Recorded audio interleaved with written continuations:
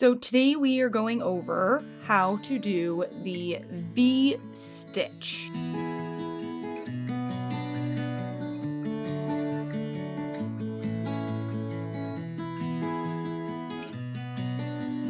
The stitch is pretty much exactly what it sounds like. When it is worked up, the stitches look like a V shape, so hence the V-stitch.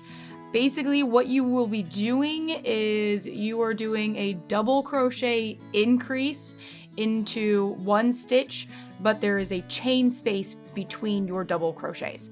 It sounds complicated, but it's really not. So, of course, as always, we're just gonna jump right into it.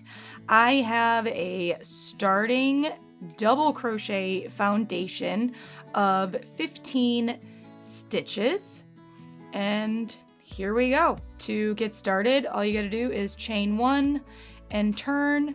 Again, personal preference. I do not chain two for my double crochets. I chain one. Into your first stitch, I want you to place a regular old double crochet. And you are going, from here, you are going to skip the next stitch. And into the following stitch, you're going to place a double crochet. You are going to chain one, and into that same stitch, you are going to put another double crochet. And that, my friends, gives you your first finished V-stitch. And as you can see, this is why what I meant is those two double crochets with that chain in the middle gives this a nice V stitch. And to continue that across your row, it's basically those steps. You're going to skip the next stitch, and into the following stitch, it's a double crochet, chain one, and then a double crochet again into that same space. And you're just going to repeat those steps all the way across. So it's a skip, double, chain, double, and that's it. That's your V-stitch. So go ahead and finish across your row.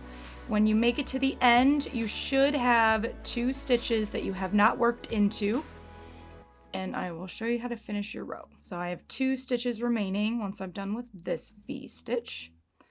Now to finish your row, you're going to skip that stitch there, and then in the very last stitch, you're just going to place a basic double crochet stitch.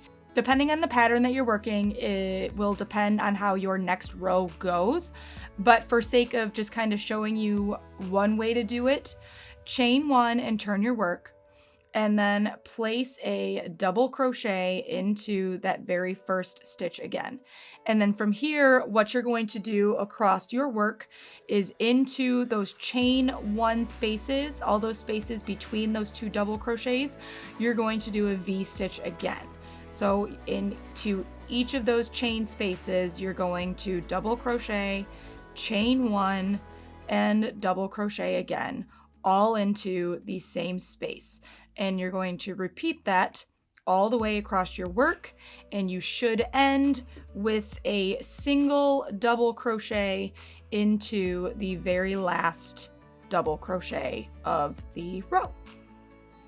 And then again, like I said, there's two double crochets at the end next to each other. You're going to skip one, and then to the very, very last one, you're going to place a standalone double crochet. And there you have a nice, clean, pretty row of your V-stitch. There we go. So there is your V-stitch.